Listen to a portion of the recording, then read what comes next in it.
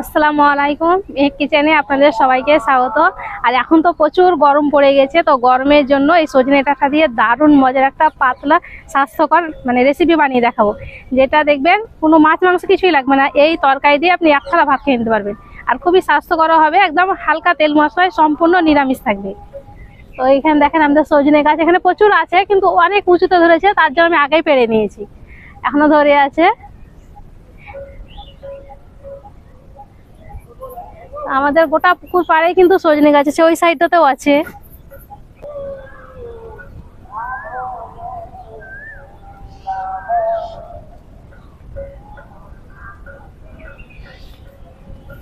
সজনে ডাঁটার জন্য আর কি কি সবজি নিয়েছি সেটা আপনাদেরকে দেখিয়ে দিচ্ছি।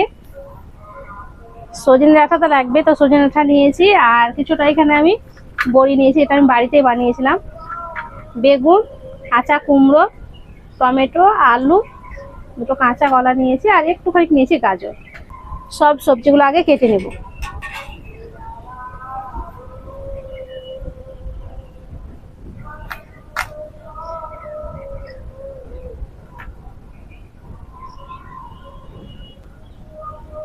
কাঁচা ছিললে হবে, না ছিল হবে, একটু ছিল।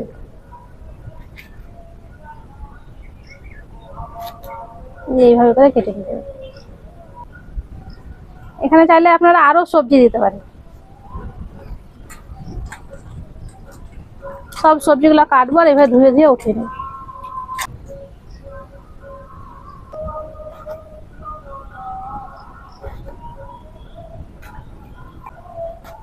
এই যে এরকম লম্বা লম্বা করে কেটে নিচ্ছি।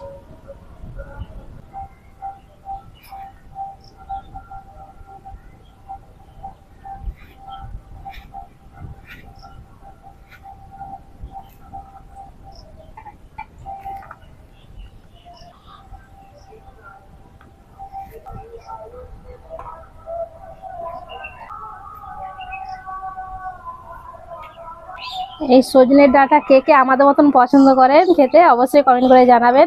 আর এই সজনের ডাঁটা, তারপরে সজনের শাক কিন্তু সুপার ফুড হিসাবেও কিন্তু ব্যবহার করা হয়, মানে এই নাম তালিকায় পড়ে। প্রচুর উপকার আছে এটাতে, খাওয়া কিন্তু সবারই খুবই দরকার।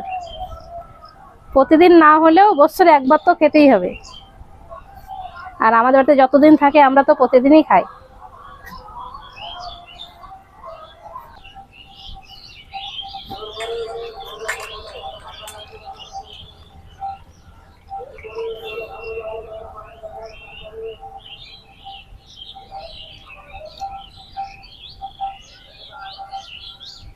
এবার রান্না করবো, তার জন্য চুলোতে আমি কড়াইটা বসিয়ে দিয়েছি। এবার দিয়ে দিচ্ছি সরিষার তেল, আর চেষ্টা করবেন সরিষার তেলেই রান্না করার। তেলটাকে ভালো করে গরম করব। তেলটা গরম হয়ে গেছে, এখানে আমি কিছুটা বড়ি নিয়েছি, বড়িটা ভেজে নিব।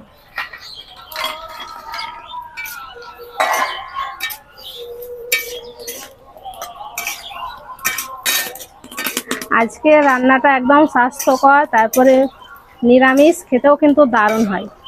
সব রকম সবজি দেওয়া থাকবে আর কম তেল মশলাতে।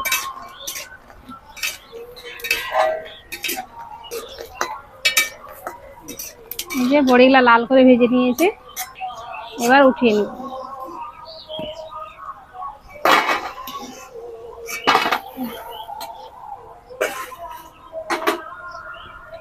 এতটা কিন্তু তেল লাগবে না, আমি কিছুটা তেল উঠিয়ে নিব। বড়ি ভাজার জন্য একটু বেশি করে তেলটা দিয়েছিলাম। এই যে দেখেন সামান্য তেল কিন্তু এখানে আছে, খুব বেশি তেল নাই। এবার কেটে রাখা সবজিগুলো দিয়ে দেবো।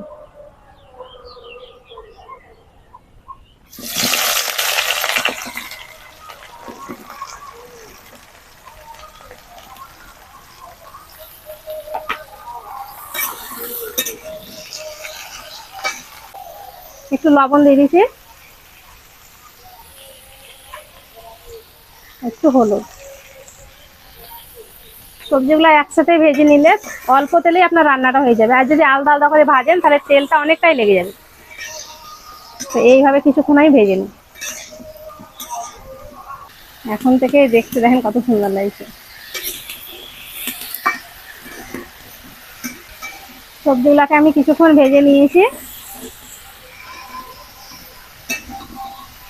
আর এখানে আমি কাঁচা লঙ্কা আর আদা এই যে বেটে রেখেছি, এটা দিয়ে দিচ্ছি। ঝালটা আপনারা কম বেশি করে নিতে পারবেন। এখানে আমি দুটো কাঁচা লঙ্কা আর একটুখানি আদা দিয়েছি। আদা কাঁচা লঙ্কা দিয়েও কিছুক্ষণ ভেজে নিব। আদা কাঁচা লঙ্কা দিয়ে একটুখানি ভেজে নিয়েছি।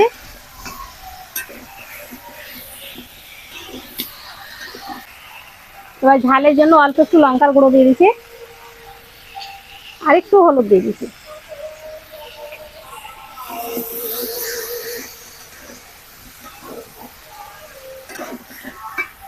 এবার পানি দিয়ে দেবো।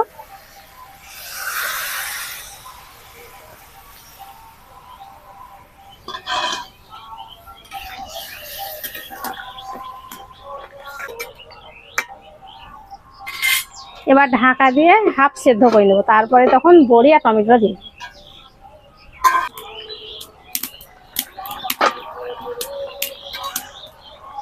কিছুটা সিদ্ধ হয়ে গেছে, ভেজে রাখা বড়ি দিয়ে দেবো।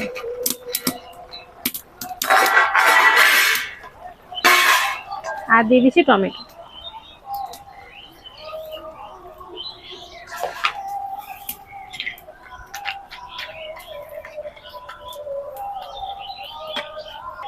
এবার হালকা আঁচটাকে পুরোপুরি ভালো করে সেদ্ধ করে নিতে হবে।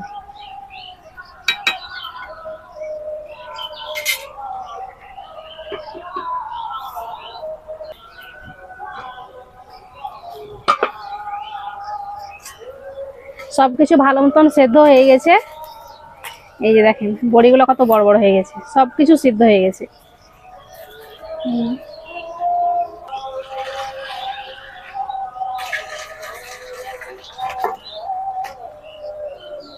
কড়াইটা পরিষ্কার করে আবারও বসিয়ে দিয়েছি। এবার যে তেলটা আমি উঠিয়ে রেখেছিলাম সেটা সামান্যখানি দিয়ে দিচ্ছি। এবার দিয়ে দেবো দুটো শুকনো লঙ্কা, একটা তেজপাতা আর দিয়ে দিয়েছি 5 ফোড়ন।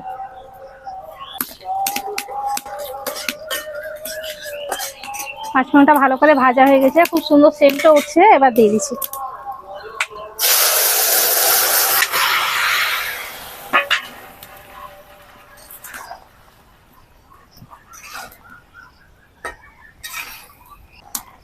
এবার দিয়ে দেবো ভাজা জিরে গুঁড়ো 1 চামচ। আর যেহেতু নিরামিষ রান্না অল্প একটু চিনি দিচ্ছি, তাহলে খেতে ভালো লাগে। আপনারা চাইলে বাদ দিতে পারেন, তবে দিয়ে দেখবেন একটু খেতে ভালো লাগে। নিরামিষ যে কোনো রান্নাতে একটু যদি চিনি দেওয়া হয় তাহলে খেতে ভালো লাগে, স্বাদটাই আলাদা হয়ে যায়।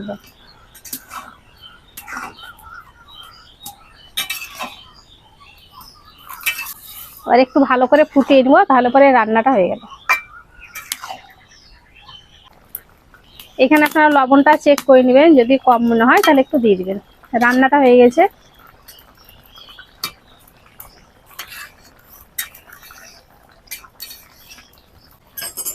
এবার ঢেলে নিচ্ছি।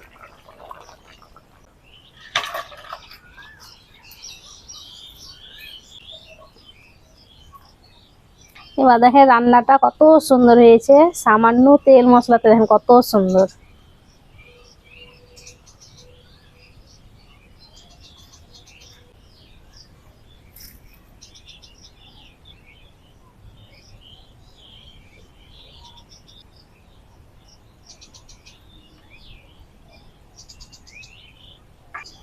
সবকিছু সেদ্ধ হয়েছে,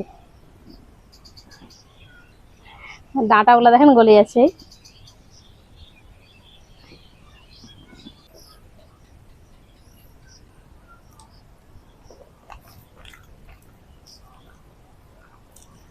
নিরামিষ রান্নাটা কিন্তু দারুণ হয়েছে।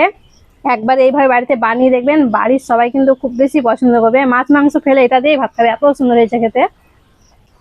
তাহলে এই রান্নাটা একবার বাড়িতে বানিয়ে দেখবেন, বাড়ির সবাই খুব বেশি পছন্দ করবে।